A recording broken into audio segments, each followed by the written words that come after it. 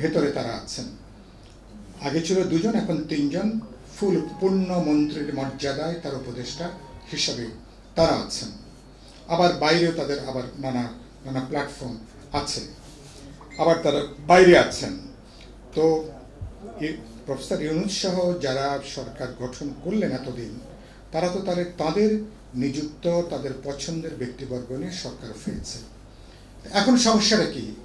এখন কি কোনো কি বিভক্তি তৈরি হয়েছে, কোনো বিভাজন তৈরি হয়েছে? অন্তর্বর্তী সরকারের সাথে বৈষম্য বিরোধী ছাত্র আন্দোলন, তাদের কি কোনো মতপার্থক্য দেখা দিয়েছে? কোনো অনাস্থা অবিশ্বাসের কোনো সম্পর্ক তৈরি হয়েছে? তো আমরা তো জানি যে তারা সরকারের ভেতরে তারা আছেন। কত ধরনের সমস্যা তারা তৈরি করেছেন। তারা বলছেন পুরো সংবিধান বাতিল করতে হবে, নতুন সংবিধান তৈরি করতে হবে, বলছেন সেকেন্ড রিপাবলিক ঘোষণা করতে হবে, আরও অনেক কথাই তারা বলছেন। বিভিন্ন দলকেও পুরোপুরি নিষিদ্ধ ঘোষণা করতে হবে। তারা যখন সরকারেও আছেন, তো এটা কি সরকারের বক্তব্য? পরোক্ষভাবে এখানে কি সরকারের সম্মতি আছে? সরকারের সমস্ত বক্তব্যের পেছনে এক ধরনের অনুমোদন কি সরকারের আছে? কি এটার উত্তর কি? এটাকে আমি আপনাদের যে কাউকে যদি প্রশ্ন করি, এর সোজাসাপটা কোনো উত্তর দেওয়াটা খুবই কঠিন।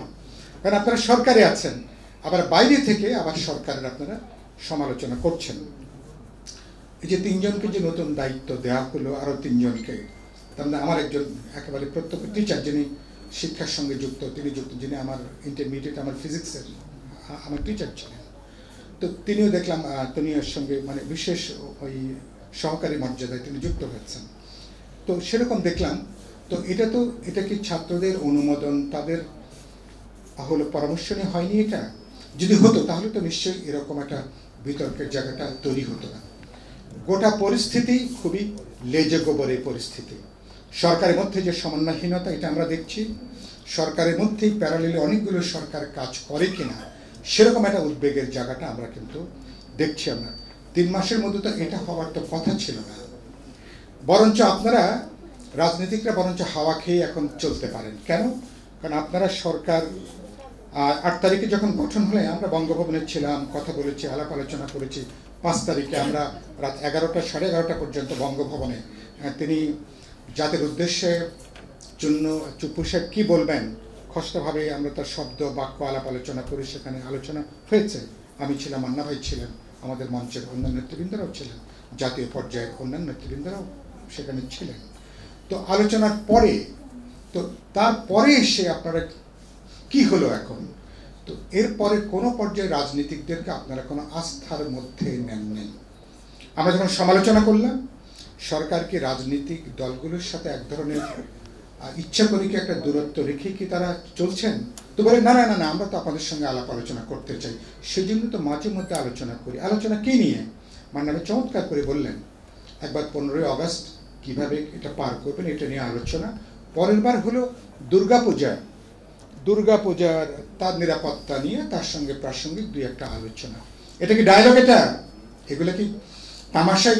এগুলো কি দুধের বাচ্চাদেরকে রাজনৈতিক দল মনে করে কি আপনারা সান্ত্বনা জোগাচ্ছেন? এগুলো হোয়াট ইজ দিস? এটা তো আপনি এরকম একটা উত্তাল সময়ে বাংলাদেশ, এখন আমি প্রায় বলি, কাচের মধ্যে যদি একটা পারদ রেখে দেন, পারদটা কোন দিকে যাবে আমরা কিন্তু নিশ্চিত করে বলতে পারি না। সমান কাজ আপনি যদি একটা পারদ রেখে দেন, এরকম অস্থির সময়, একদিক সম্ভাবনার 2টো বৈশিষ্ট্য। কি বৈশিষ্ট্য? বিশাল একটা সম্ভাবনা। বাংলাদেশ, আমরা একটা বুক থেকে আমরা একটা পাথর নামিয়ে দিয়েছি। আমাকে প্রথম দিন জিজ্ঞেস করলে, ভাই আপনার অনুভূতি কি? আমি প্রথম বলেছি, জোরে একটা শ্বাস নিতে পারছি। আমি নিজে তো 8-9 বার আক্রান্ত হয়েছিলাম গত 16 বছরে, 5 বার 6 বার কেবল আমাকে হাসপাতালে যেতে হয়েছে। আমার এই যে আঙ্গুলটা বাঁকা, এটাও একটা পুলিশের বাড়িতে, এই যে আঙ্গুলটা এখনো দেখছেন খানিকটা বাঁকা, তো এগুলোর জন্য অসংখ্য মানুষ আমাদের পার্টিতে, গণতন্ত্র মঞ্চে, বিএনপি তো আছে, জামাত থেকে শুরু করে বিভিন্ন দলের মধ্যে হাজার হাজার, তো এই ধরনের ঘটনা। তো আমরা তো কিন্তু অথচ আপনি এটা জায়গাটা যাচ্ছে, কিন্তু আমি দেখছি যে আপনাদের এখন রাজনীতিকদের সাথে আপনাদের কোনো গুরুত্বপূর্ণ কোনো আলোচনা পর্যন্ত নাই। সংলাপ আপনারা 10টা কমিশন গঠন করেছেন, আরও নাকি কমিশন গঠন হবে শুনেছেন। প্রায় সব একই বাক্যে বললেন কি রাজনীতিকদের সাথে কোনো আলোচনা তারা করবেন না। ওনারা আমাদেরকে ইমেল নাম্বার পাঠিয়ে দিচ্ছেন, আপনারা মতামত পাঠাতে পারেন। আরে বাবা, গুরুত্বপূর্ণ স্টেক হোল্ডার হচ্ছে পলিটিক্যাল পার্টিসগুলো, ছাত্র তরুণরা বা পলিটিক্যাল পার্টিগুলো, তাদের সাথে আপনি বসবেন না? তো আপনি কথা বলবেন না? আমি যে একটা ধরুন এই যে সংখ্যানুপাতিক নিয়ে এটার পক্ষে বিপক্ষে আমাদের আর্গুমেন্টটা কি, বা আপনি কি কি সংস্কারগুলো করবেন, ব্যাপারটা কি এরকম? একটা চোতা আপনাকে ইমেলে পাঠিয়ে দেওয়া, ব্যাপারটা কি এরকম? তো যারা গুরুত্বপূর্ণ স্টেক হোল্ডার তাদের সাথে আপনি বসবেন না, কথা বলবেন না, আলোচনাই করবেন না, এই ধরনের মাতব্বই করার সুযোগ আপনাদেরকে দিয়েছে কে? আপনাদের অথরিটি কি? আপনাদের অথরিটি কি?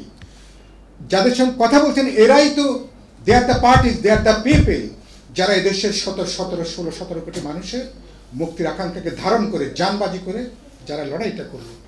যখন পরিবর্তন নিয়ে যখন আসল কাজ যখন শুরু, বললেন কোনো দলের সঙ্গে তারা আলোচনাই করবেন না। আপনাকে আমি ইমেলে পাঠাবো, কোনটা রাখবেন? 100টা পাঠালে বাকি 90টা আপনি ডাস্টবিনের বাক্সে ফেলবেন কিনা তো আমি তো জানি না। আলোচনা করলে কথা হতো, আমরা যুক্তি তথ্য উত্থাপন করতে পারতাম।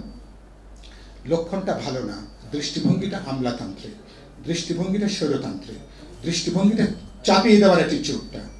অথচ এমন একটা সময় ছাত্র তরুণদের, শ্রমজীবী মানুষের, আমাদের সবার যে অভ্যুত্থান, আমাদের ইতিহাসের সবচেয়ে বড় ঘটনা, আমাদের দেশটা বিশাল একটা সম্ভাবনার দ্বার প্রান্তে।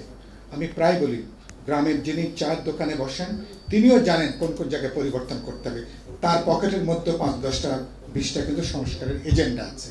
তো সে মানুষকে আপনি বিবেচনার মধ্যে রাখবেন না? রাখবেন। তো শপথ আমি কালই করতে পারবো না, কিন্তু এটা তো আমাদের অসাধারণ একটা সম্পদ যে আমরা পুরনো দুঃশাসন, পুরনো ফ্যাসিবাদী জমানায় আমরা কেউ আর ফিরতে চাই না। তাহলে we want to look forward, তাহলে সামনে তাকানোর জন্য যত মত বলে না, একটা মাথার চেয়ে 10টা মাথা সবসময় ভালো। 17 কোটি মাথাকে যদি যুক্ত করতে পারি, এর ইনক্লুসিভ পলিটিক্যাল ডিসকোর্স, আলাপ আলোচনা, বোঝাপড়ার জন্য। আপনি নতুন সংবিধান করবেন, একটা আলোচনা লাগবে না?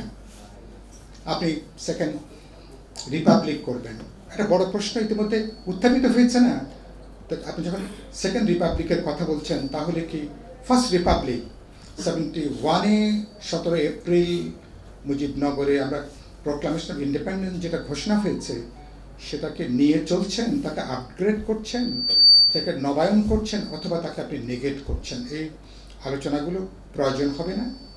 তো আপনি আপনি একটা পুরনো একটা সংবিধান আপনি লিখবেন, লেখার পরে 50টা মতামত আসবে, 100টা মতামত আসবে, তো এগুলো কি সংবিধান সভা নির্বাচন হবে? এগুলো কি রেফারেন্ডাম লাগবে এগুলোর জন্য? কিভাবে হবে এটা? এবং যেসব দেশে এগুলো হয়েছে, অনেক দেশে বিপ্লব হয়েছে, বিপ্লবী পরিবর্তনের পরে অন্য বিষয় সেখানে দাঁড়িয়েছে। তো আমি বলছি অনেকগুলো বিষয়, অনেক প্যান্ডোরাস বক্স ওপেন করা হয়েছে। আমি খুব উদ্বিগ্ন, সরকার যে পথে হাঁটছেন, আমি এটাকে, আপনি সব কিছু খুলে দিয়েছেন, কিন্তু কিভাবে এটাকে গুছিয়ে নেবেন। আমি এখন এই অনুষ্ঠানের মধ্য দিয়ে শেষ পর্যায়ে যে 2-3টা বিষয় মনোযোগ আকর্ষণ করব। একটা হচ্ছে 90 দিন পরে আপনাদের এখন উচিত হবে রাজনৈতিক অগ্রাধিকারের জায়গাগুলো কি, 1, 2, 3, 4 করে এটা রাজনৈতিক দল, দেশবাসীর কাছে, ছাত্র তরুণ সবার কাছে এটাকে উত্থাপন করা। এখন তো বলা যাবে না যে মাত্র, কারণ আপনাদের হানিমুন পিরিয়ড যদি 1 মাসে এটা শেষ হয়েছে, 2 মাসেরও শেষ হয়েছে, 3 মাস পরও হানিমুন পিরিয়ড চালানোর মতন বিলাসিতা দেখানোর কোনো সুযোগ বাংলাদেশে নাই। কারণ বাজার এখন নিয়ন্ত্রণহীন। বাজারে এখন যে পরিস্থিতি, মানুষ কষ্ট করে সরকারকে সহ্য করছে। কেন সহ্য করছে? এটা আমাদের সরকার, এটা আমাদের সরকার বলে কষ্ট করছে। 2.5 কোটি মানুষের প্রবল খাদ্য সংকট দেখা দিয়েছে, প্রায় 70-80 লক্ষ মানুষ এখনো 3 বেলা খেতে পারছে না। এটা হচ্ছে বাস্তবতা। টিসিবি লাইনগুলো দেখছেন, ট্রাকে কিছু পরিবারকে দিলে বাকিরা কিন্তু গালি দিতে দিতে তারা কিন্তু বাড়িতে তারা কিন্তু ফিরছে এই ঢাকা শহরে। একটু খবর নিয়ে দেখেন, পরিস্থিতি এরকম।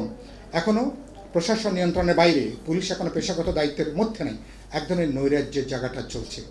ফাঁক ফকর দিয়ে আওয়ামী লীগ ফিরে আসার চেষ্টা করছে।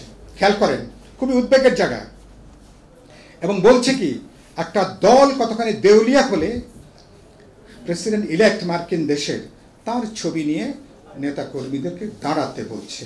হাসিনার ছবি নিয়ে দাঁড়াতে বলছে না, তাদের ছবি নিয়ে, যেই ছবি সারা বাংলাদেশে মানুষের চেহারায় দেখা যেত না এদের বিলবোর্ডের জন্য, এখন তার ছবি নিয়ে দাঁড়াতে বলছে। এখন ডোনাল্ড ট্রাম্পকে নিয়ে দাঁড়াতে বলছে। তেমন কেউ সাড়া দেয়নি। রাজনৈতিক দল দরকার নেই, মানুষের যে গণরোষের মুখোমুখি হয়ে ওনারা বরঞ্চ আওয়ামী লীগের সাধারণ নেতা কর্মীদেরকে তারা বরঞ্চ ঝুঁকির মধ্যে, বিপদের মধ্যে এখন তারা ফেলে দিচ্ছে। 3 মাস পার হয়ে এখনো পর্যন্ত আওয়ামী লীগের কোনো লজ্জাবোধ